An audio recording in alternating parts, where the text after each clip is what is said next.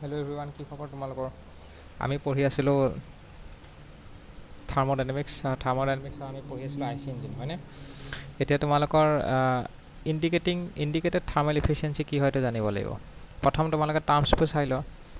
P M হ'ব, P suffix M মানে হ'ব মিন ইফেক্টিভ প্ৰেছাৰ, এল মানে হ'ব ষ্ট্ৰ'ক লেংথ, এ মানে হ'ব এৰিয়া অফ পিষ্টন, এন মানে হ'ব R P M of engine. K is equal to 1 কেতিয়া হ'ব? যেতিয়া হ'ব ফৰ টু ষ্ট্ৰক। এইটো এটা কনষ্টেণ্ট হয়। কে ইজ ইকুৱেল টু 1 কেতিয়া হ'ব for two stroke engine, K is equal to half কেতিয়া হ'ব ফৰ ফ'ৰ ষ্ট্ৰক ইঞ্জিন। সেইখিনি জানিব লাগিব হা। নেক্সট এতিয়া efficiency of indicated thermal efficiency. Indicated thermal efficiency is equal to indicated power divided by M F into C V. M F মানে হ'ব তোমালোকৰ mass of fuel into calorific value. তো indicated পাৱাৰটো কি হ'ব? এই আই পিটো যোনটো indicated power is equal to mean effective pressure into L A N K divide by 60, লেন ডিভাইড বাই 60। এল মানে হ'ব লেংথ অফ ষ্ট্ৰক, এ মানে হ'ব এৰিয়া অফ পিষ্টন, এন মানে হ'ব piston R P M of cylinder. তো মনত ৰাখিবা পি এম ইনটু লান, এল এ এন লেন কানেকশ্যন যে থাকে, পি এম ইনটু লেন ডিভাইড বাই 60। পি এম মনত ৰাখিবা। শ্বৰ্টত যদি মনত ৰাখিব মন আছে, যদি তোমালোকৰ কি বুলি কয় ইন শ্বৰ্ট যদি মনত ৰাখিব মন আছে, পি এম প্ৰাইম মিনিষ্টাৰ লেন এনেকৈ মনত ৰাখিবা, প্ৰাইম মিনিষ্টাৰ লেন কে ডিভাইডেড বাই 60। আৰু পি এম মানে কি হয়? পি এমটো কি হয়? মিন ইফেক্টিভ প্ৰেছাৰ। মিন ইফেক্টিভ প্ৰেছাৰটো আমি অলৰেডি পাই থৈ আহিছোঁ, হয় নাই? মিন ইফেক্টিভ প্ৰেছাৰ মানে কি হয়? তোমালোকৰ এইটো পাইছিলোঁ নহয়, ৱৰ্ক ডান ডিভাইড বাই চুৱেপ ভলিউম। এইটো দেখিছা নহয়? Mean effective pressure work done divide by mean effective pressure কি হয়? ৱৰ্ক ডান ডিভাইড বাই চুৱেপ ভলিউম। এইটো পাৰিবা। আৰু কেৰ ভেলুটো 1 হ'ব টু ষ্ট্ৰক ইঞ্জিন, হাফ হ'ব ফ'ৰ ষ্ট্ৰক ইঞ্জিনৰ কাৰণে। Brake thermal efficiency is equal to brake power divide by mass of fuel into calorific value. Brake পাৱাৰটো কি হ'ব? যেনেকৈ ইণ্ডিকেটেড পাৱাৰ আছিলে, brake power is equal to twice pi N omega T, মানে twice pi N divide by 60 into T. Mechanical efficiency is equal to brake power divide by indicated power. Volumetric efficiency is equal to কি হয়? Actual volume divide by চুৱেপ volume. Actual volume divided by চুৱেপ ভলিউমটোৱে হ'ব হেৰি কি হ'ব তোমালোকৰ? Volumetric efficiency. সেইটো মনত ৰাখিব লাগিব। এতিয়া তোমালোকৰ এটা বস্তু মনত ৰাখিবলগীয়া আছে, এইটো air fuel ratio'. Air fuel ৰেচিঅ'টো কি হ'ব? Air fuel ratio' is equal to mass of air divide by mass of fuel. এইখিনিতে তোমালোকৰ ইকুইভেলেণ্ট ৰেচিঅ'টো ইম্পৰ্টেণ্ট হয়। ইকুইভেলেণ্ট ৰেচিঅ'টো কি হয় চোৱা। ইকুইভেলেণ্ট ৰেচিঅ'টো হ'ব তোমালোকৰ এনেকুৱা ধৰণৰ হয়। ইকুইভেলেণ্ট ৰেচিঅ' ফাই ডিভাইডেড বাই আইডেলিঙৰ টাইমত ইকুইভেলেণ্ট ৰেচিঅ'টো বেছি হয় যেতিয়া গাড়ীখন ৰখি থাকে। যেতিয়া গাড়ীখন গৈ থাকে তেতিয়াহ'লে তোমাৰ অলপ কম, নৰ্মেল স্পীডত গৈ থাকিলে ইকনমিক মোড বুলি ক'ব পাৰা, ফুৱেলটো কম কনজিউম হয়। আৰু ইকুইভেলেণ্ট ৰেচিঅ'টো কম হয়। তাৰপিছত যেতিয়া আকৌ বেছি স্পীড দি দিয়ে, ইকুইভেলেণ্ট ৰেচিঅ'টো বেছি হৈ যাব হা। তো সেইটো মনত ৰাখিবা। ইকুইভেলেণ্ট ৰেচিঅ'টো কি হয় চাই লোৱা। ইকুইভেলেণ্ট ৰেচিঅ' মানে কি? Equivalent ratio' phi is the ratio' of the actual air fuel ratio', air fuel নহয়, actual fuel to air ratio' to the stoichiometric মানে পাৰফেক্ট বা আইডিয়েল বুলি ক'ব পাৰা, perfect fuel to air ratio' হয়। যেতিয়া ফাই ইজ ইকুৱেল টু 1 হ'ব, যেতিয়া 1 হ'ব তেতিয়াহ'লে হ'ব ষ্টেচিঅ'মেট্ৰিক বুলি কয়, বা perfect balance. All fuel and airs are consumed, এইটো পাৰফেক্ট হয়। যেতিয়া ফাই ইজ লেছ দেন 1 হ'ব, লিন হ'ব, এক্সেছ এয়াৰ। লিন মানে এয়াৰটো বেছি আছে, ফুৱেলটো কম আছে। ফাই ইজ গ্ৰেটাৰ দেন 1 মানে ৰিচ হ'ব, ফুৱেলটো বেছি আছে। সেইকাৰণে fuel air ratio', actual fuel air ratio' to divide by stoichiometric বা পাৰফেক্ট ফুৱেল এয়াৰ ৰেচিঅ', সেইটো ইকুইভেলেণ্ট ৰেচিঅ' বুলি কয়। এতিয়া নেক্সট আহিব combustion of SI engine. SI ইঞ্জিনৰ কম্বাছনটো কি হ'ব? নেক্সট হ'ব তোমালোকৰ constant volume heat addition. Constant volume heat এডিশ্যনটো হ'ব তোমালোকৰ থিয়ৰিটিকেল হয় নাই? থিয়ৰিটিকেল ডায়েগ্ৰাম হয় এইটো হৈ গ'ল তোমালোকৰ কম্বাছন অফ এছআই ইঞ্জিন যোনটো আছে, সেইটো হ'ব তোমালোকৰ থিয়ৰিটিকেল, ৰাইট? কম্বাছনটো জনাৰ আগতে তোমালোকে আৰু দুটামান কথা জানি লোৱা। এইটো জানি লোৱা, ইফিচিয়েঞ্চি এয়াৰ ষ্টেণ্ডাৰ্ড ইফিচিয়েঞ্চি হ'ব থাৰ্মেল ইফিচিয়েঞ্চি ডিভাইডেড বাই ৰিলেটিভ ইফিচিয়েঞ্চি। সেইটো মনত ৰাখিবা হা। আৰু ইফালে তোমালোকে এটা বস্তু মনত ৰাখিবা যে কি ভলিউমেট্ৰিক ৰেচিঅ'টোতো গম পাইছে। ভলিউমেট্ৰিক ৰেচিঅ'টো কি হয়? Volumetric ratio' is the actual volume divide by swept volume. এইটোতো জানা। আৰু কিন্তু এক্সুৱেল ভলিউম মানেতো নাজানা কি হয়। এক্সুৱেল সাকচন ভলিউম মানে হ'ব এইটো ক্ৰছ মাল্টিপ্লাই কৰিছে ভলিউমেট্ৰিক ৰেচিঅ' ইনটু স্বেপ ভলিউম। বাকী এইখিনিতো জানা। মিন ইফেক্টিভ আছে মানে work done divide by swept volume, এইটো জানা। এইবিলাকতো জানা হয় নাই? এয়াৰ ষ্টেণ্ডাৰ্ডটো এইমাত্ৰ শিকিলে, thermal efficiency divide by relative efficiency. এতিয়া নেক্সট হৈ গ'ল মেকানিকেল ইফিচিয়েঞ্চিটো পঢ়িছে। মেকানিকেল ইফিচিয়েঞ্চি কি হয়? Brake power divide by indicated power. তো brake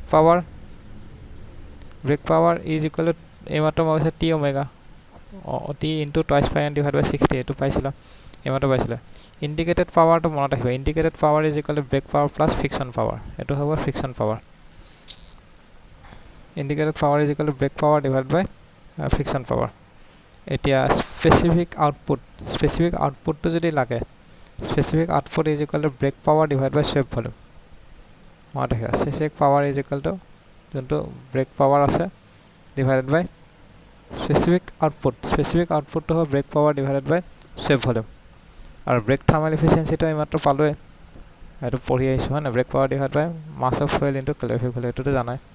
velocity is equal two জানাই পাই ডি এন ডিভাইড বাই 1000। এইখিনি জানা।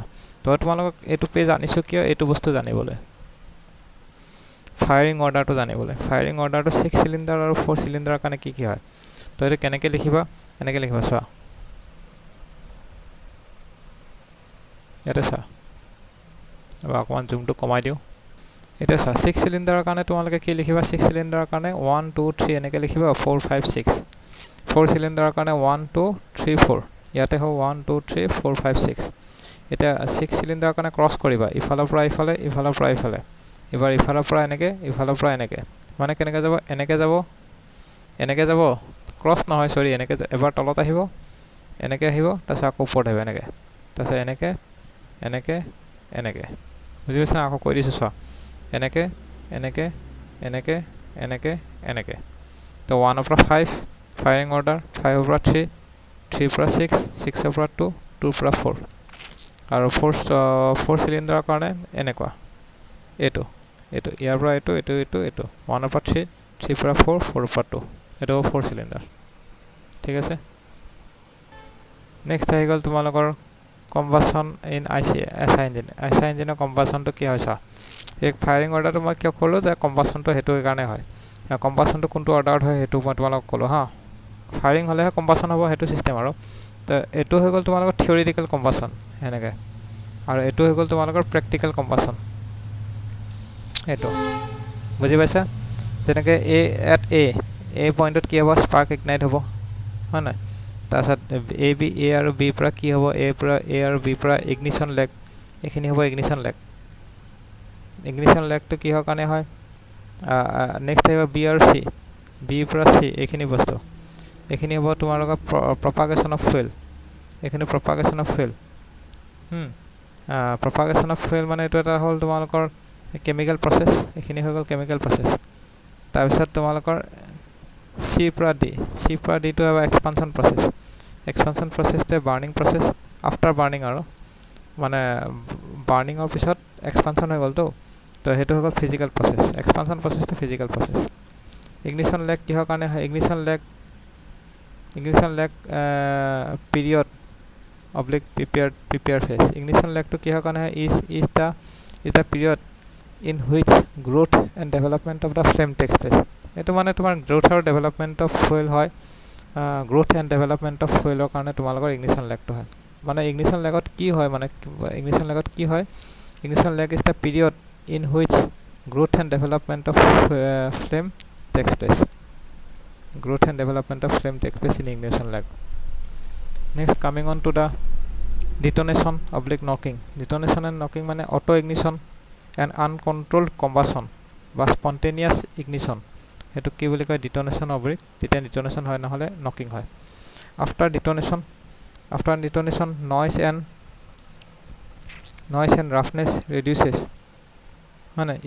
ইফেক্ট অফ ডিটনেশ্যন মানে ডিটনেশ্যনৰ ইফেক্টত কি হয় noise and roughness produces noise আৰু ৰাফনেছ হয় severe power loss low efficiency mechanical damage pre ignition detonation বা নকিঙত প্ৰি ইগনিশ্যন হৈ যায় অটো ইগনিশ্যন হয় প্ৰি ইগনিশ্যন হয় অটো ইগনাইট হৈ পেলাই এইটো প্ৰি ইগনাইট হয় টু কণ্ট্ৰল ডিটনেশ্যন যদি কণ্ট্ৰল কৰিব লাগে ইন চাৰ্জ টেম্পাৰেচাৰ কম হ'ব লাগিব ইগনিশ্যন লেগ বেছি হ'ব লাগিব হয় নাই চেল্ফ ইগনিশ্যন টেম্পাৰেচাৰ বেছি হ'ব লাগিব সেইটো